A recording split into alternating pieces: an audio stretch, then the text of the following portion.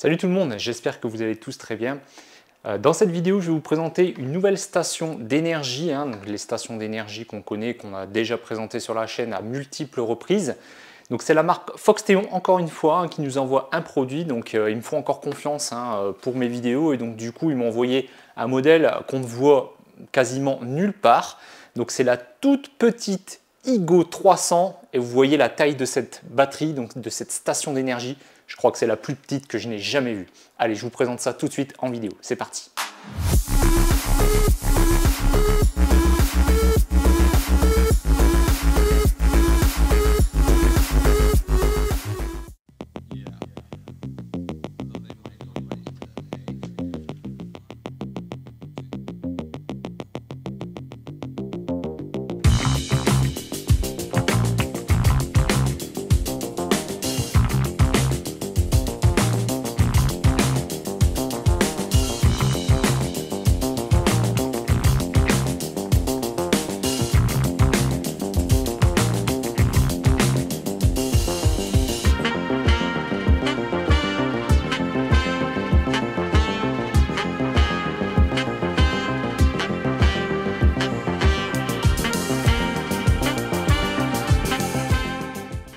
Donc voici la Igo 300 de chez Foxteon. Donc c'est vraiment une toute petite batterie, elle est vraiment minuscule.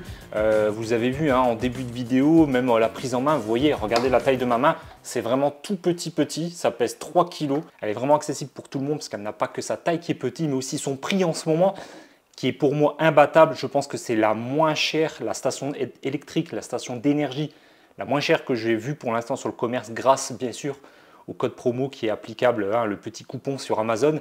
Donc je vous mettrai le lien en description. Normalement ce modèle fait 299 € et actuellement vous pouvez l'avoir pour, tenez-vous bien, 159 € frais de port et taxes incluses. Donc franchement, j'ai jamais vu une station d'énergie qui est si peu chère.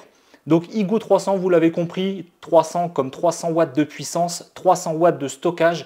Donc sur les prises secteur, ici on peut sortir jusqu'à 300 watts avec des pics très rapides, on va dire, de quelques millisecondes jusqu'à 600 watts. Donc c'est très bien. 300 watts, ça couvre je dirais, l'utilisation de pas mal de personnes qui pourraient avoir une petite station d'énergie comme celle-ci. Bien évidemment, vous serez limité sur son utilisation pour des grosses puissances, mais c'est pas du tout son domaine, c'est pas du tout pourquoi elle est destinée. Celle-ci est plus destinée pour du ultra portatif, vous avez vu, avec la petite poignée, avec la petite finition en aluminium, c'est vachement sympa. Et honnêtement, son poids très léger, 3 kg, elle est vraiment destinée pour tout ce qui est voyage avec recharge de PC portable, téléphone, etc., etc. Elle a quand même deux prises secteur, donc même si vous ne pouvez pas utiliser tous les ports USB parce que vous avez besoin d'un adaptateur secteur pour recharger un ordinateur portable, un MacBook, etc., un drone, enfin bref, tout ce qui a besoin quand même d'une alimentation secteur, eh bien là on a deux, donc du coup c'est quand même vachement pratique. Et dans un poids et je dirais une contenance vraiment très réduite, honnêtement j'ai jamais vu aussi petit que cette batterie. Donc comme d'habitude, les caractéristiques techniques, donc ici on a différents ports, donc on a des ports USB type A, ici on en a deux, donc un 18 watts ici et un Quick Charge 3.0 ici. On a un port USB type C également de petite puissance, 15 watts, donc ça c'est assez rare pour le souligner. Et à côté on a un autre port USB type C qui est de 60 watts, donc ici pas de port USB 100 watts, c'est un petit peu dommage, mais honnêtement 60 watts ça fera déjà pas mal le boulot par rapport à ce qui existe comme appareil qu'on peut recharger à des vitesses aussi élevées, à des puissances aussi élevées sur ce type de port USB type C. Et en plus, il a l'avantage d'être bidirectionnel. Vous pouvez recharger la petite batterie comme ça par ce port USB type C. Donc si vous avez un chargeur secteur de, on va dire minimum 60 watts, vous pourrez recharger la batterie par ce port USB type C. Donc c'est plutôt pas mal. Ensuite, ici, vous avez aussi une sortie 12 volts classique et une entrée ici également de 10-12 volts qui servira principalement pour la recharger avec l'adaptateur secteur de 60 watts qui est donné avec. Et vous pouvez cumuler les deux, c'est-à-dire vous pouvez utiliser l'adaptateur secteur 60 watts qui est livré avec et la recharger en même temps avec un port USB type C, un chargeur USB type C de 60 watts. Donc vous pouvez la charger jusqu'à 120 watts maximum en puissance d'entrée. Ou alors vous pouvez mettre aussi un panneau solaire ici, donc avec forcément il faudra un adaptateur de 120 watts maximum également. Et on retrouve pour finir un petit port 12 volts allume-cigare traditionnel et une petite lumière comme on a pu voir au début de l'intro de la vidéo. Voilà, comme je dis, ça a le mérite d'être là, c'est pas forcément obligatoire et c'est pas forcément toujours utile, mais voilà, si on a besoin d'un tout petit point un petit appoint de lumière, eh ben, ça fera le travail. Donc c'est livré dans une boîte comme celle-ci, hein, vous voyez, elle est tout aussi petite que la batterie, avec un manuel d'utilisation et un adaptateur secteur que je vais vous montrer tout de suite. Donc voilà, donc c'est un petit adaptateur secteur, hein, comme les autres modèles de chez Foxteon, à part la Igo 3600 bien sûr, mais on avait vu aussi la présentation de la Igo 1200, elle avait un gros chargeur secteur de 200 watts, là c'est un 60 watts qui est tout petit, voilà, donc ça se branchera ici sur la prise comme celle-ci, hein, de 12 volts comme je vous ai montré en début de vidéo. Là, donc sur le port de gauche qui est là, juste ici. Donc forcément pour du solaire, pas de prise XT60 ou Anderson comme on peut voir chez Dotmark, ou même sur le modèle Igo 1200. Donc là, ça sera un adaptateur comme celui-ci qu'il vous faudra, hein. Donc au niveau de la taille, je ne sais pas trop combien on a ici, il faudra vérifier dans la doc technique. Mais bon, toujours est-il qu'une toute petite batterie comme ça de 300 Wh de stockage, rien qu'avec le port USB type C et l'adaptateur secteur ici, vous montez à 120 watts pour la recharger, donc ça va aller très très vite pour la recharger. Alors pour vraiment vous rendre compte de la taille de cette batterie qui est vraiment rikiki, je vais vous la mettre face à sa concurrente directe, j'ai envie de dire, c'est la River 2 de chez EcoFlow. Vous allez voir la différence de taille. C'est quand même un peu plus gros, hein. Alors je ne sais pas si on se rend compte sur la caméra, mais regardez comment je la tiens, quoi. Ça pèse à peine 3 kg avec une petite poignée comme ça. Ici, la River 2 est beaucoup plus lourde. Enfin, je sens que c'est beaucoup plus lourd. Ça doit faire plus de 3 kg ici. Mais c'est beaucoup plus large. Alors, c'est un peu moins haut, certes. Mais c'est plus large. C'est moins facilement transportable, je trouve. Il n'y a qu'une seule prise secteur. Qu'un seul port USB type C. Certes, on a deux ports USB type A. Là, on en a également deux, mais aussi deux ports USB type C, même si on en a un lent d'un côté et un rapide de l'autre, ça reste toujours plus intéressant d'en avoir deux. Alors forcément ici, comme d'habitude, pas de connectivité Bluetooth ni Wi-Fi, on va à l'essentiel. Comme c'est de l'ultra portatif, généralement vous avez ça à côté de vous, vous n'avez pas besoin de la piloter à distance. Et c'est le but recherché, je pense, justement sur ce type de batterie. Vous voyez, je trouve vraiment ça beaucoup plus pratique à transporter avec cette petite poignée comme ça.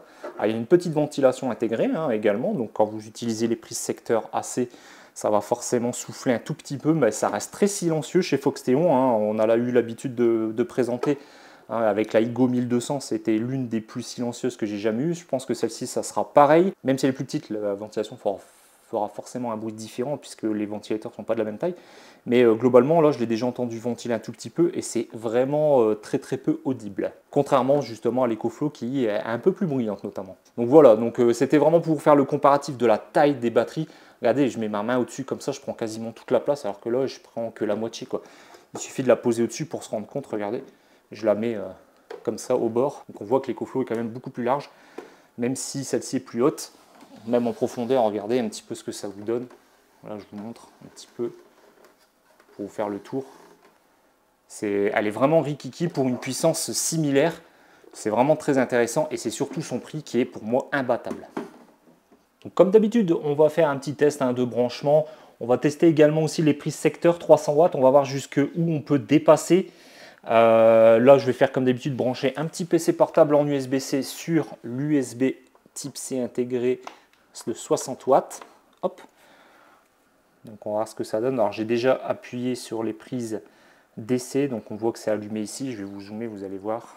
Donc là on voit le petit logo DC allumé, le petit logo AC allumé, le petit logo USB type A et USB type C également allumé pour dire que tous les ports USB sont alimentés, il n'y a plus qu'à brancher. Donc là pas de problème, vous voyez 49 watts qui sont injectés dans mon PC portable. Donc ça fonctionne sans problème. Je vais brancher un deuxième appareil, donc je vais brancher mon iPhone. Alors on entend un tout petit peu la ventilation se mettre en route. Alors ça se met en route assez vite, je trouve, par rapport à la Igo 1200. Alors forcément, elle est beaucoup plus contenue, beaucoup plus petite, donc je pense que ça doit chauffer un petit peu plus vite. Donc la ventilation se met vite en route, mais c'est vraiment très peu audible, hein. Hop, je branche mon iPhone. Donc voilà, ça charge. On est à 60 watts en tout, ce qui est très peu, hein, en fait, puisqu'elle est capable de délivrer 300 watts. Donc c'est plutôt pas mal. Ça fonctionne sans problème. Donc, je vais essayer de vous mettre le micro à proximité de la ventilation pour que vous entendiez. Donc voilà, j'ai sorti le micro, je l'ai pris à la main. Bon, normalement, on ne me colle pas son oreille comme ça à côté de la batterie. Donc vous allez peut-être l'entendre un peu plus fort que moi, ce que j'entends actuellement, hein, vraiment en étant à, je dirais, 1 mètre de la batterie. Donc voilà pour les ports USB, il n'y a pas de problème, ça fonctionne sans souci. On va tester les prises secteur maintenant. Donc, je vais éteindre les prises DC, puisqu'on n'en a plus besoin. Là, on n'a que les prises AC qui sont activées. Donc si j'éteins, normalement, la batterie s'éteint au bout d'un certain temps. Donc vous avez l'affichage qui reste allumé pendant une petite minute, je crois, et après elle s'éteint toute seule. Et quand elle est éteinte, vous restez appuyé sur les prises AC ou sur un des deux boutons AC ou DC pour réallumer la batterie et activer les prises. Donc là, on va faire le même test qu'on avait fait la première fois avec la Igo 1200. On va utiliser un sèche-cheveux. Alors, je vais le mettre au minimum parce que forcément, un sèche-cheveux, ça peut monter jusqu'à 2000 watts. Enfin, en tout cas, celui-là peut monter jusqu'à 2000 watts quand vous mettez la température au maximum et la ventilation au minimum. Donc là, on sait d'avance que ça ne tiendra pas, hein, puisque c'est 300 watts maximum sur les prises secteur. Donc du coup, on va mettre tout au minimum, la ventilation au minimum, la chaleur au minimum, et on va déjà voir si ça tient. Donc ça va être un petit peu bruyant, je suis désolé, vous êtes prêts?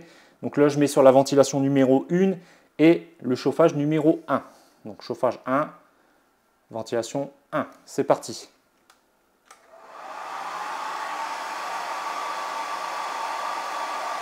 Donc on atteint 209 watts. Pas de problème, ça tient. Donc on a vu 209 watts, j'ai entendu au moment où j'ai coupé le sèche-cheveux, j'ai entendu encore la ventilation tourner qui vient de se couper à l'instant. Là je vais monter la vitesse 2, on va voir si ça dépasse les 300 watts et si ça tient.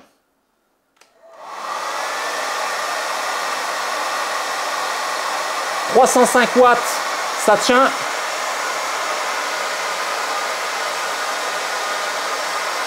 308.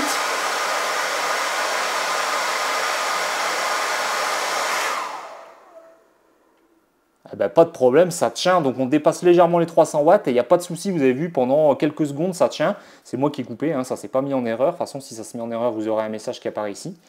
Donc là, on va tenter la chauffe numéro 2. Mais la chauffe numéro 2, je crois qu'on atteint les 500-600 watts. Donc c'est sûr qu'elle va se mettre en sécurité. Mais on va voir au bout de combien de temps. À mon avis, ça va être quasiment instantané. Donc je mets en route la ventilation 1 et je vais augmenter le chauffage et on va voir ce que ça donne.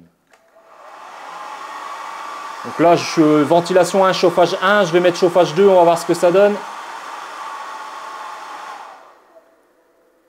Ah, on a eu un pic à 587 et voilà, ça s'est coupé, erreur.